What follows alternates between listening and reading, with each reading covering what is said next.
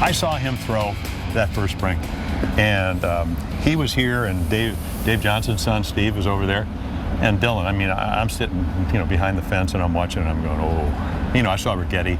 We were running in the outfield in Baltimore, and I saw Rigetti. We used to have the holes in the wall, and I see the ball come out of his hand. Now I'm down. We're coming back to run, and now I see the ball sizzle in there, and I go, ooh. The other part of it is we can talk about all the mechanics. The first game he pitched this year was against Toronto. Pitched a great game. Didn't throw any sliders last year. Probably threw 15 to 20 in spring training. Probably threw 30 to 33 sliders that first game. Right. So I see him the next day, and I said, I don't know if you can pitch any better. And he looked at me and he goes, yeah, I can. I can pitch 9 innings. So, work ethic. Yeah. When I told you about Art Stewart, he said, when they signed him, Jim Jordan was our scouting director. He said, we like him because he has great natural ability and he's a tremendous work ethic.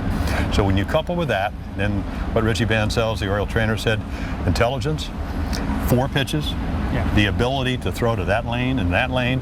His changeup's good. Now he's throwing a slider. He had an 80 out of 80 slider in high school. He had one of the best high school sliders ever. But because of the elbow problems or whatever, didn't throw it till this year. And I think, just like we saw with Chris Tillman, it's made him a different pitcher. Can you explain one thing to me? Because Dylan Bundy had it for a while, but he doesn't have it now. That thing you call balance, I don't think very many of them really have it. They fall off to the mound. Can you pitch well like that, falling off to the mound? And what causes you to fall off? Well, sometimes like your momentum. I mean, Bob Gibson fell off, and he's in the Hall of Fame. Yeah. So you can get away with it. But again, Kevin Apier, when Pat Dobson, who was one of our 20-game winners in '71 with Cuellar, McNally, and myself, and Pat, Kevin Apier he ended up way over here, like that. But he stayed close enough. He stayed close long enough, and his line was good enough. So, obviously you can't feel any balls up the middle and things like that.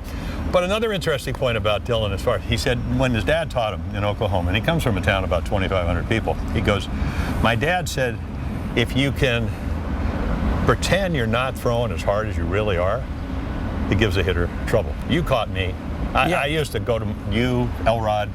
I'd go, how am I getting them out? 10 years. And what? There was a, either the fact that I was more here, Dylan's maybe a little more compact, right. But my head kind of went that way.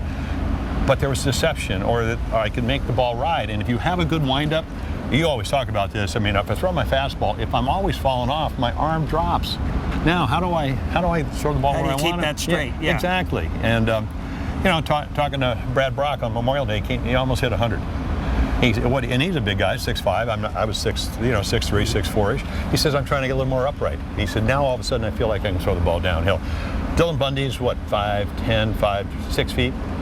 But he throws the ball downhill, and the ability, because he's got a good wind up, to get if the head goes here, where's the ball going? Down in the strike, so.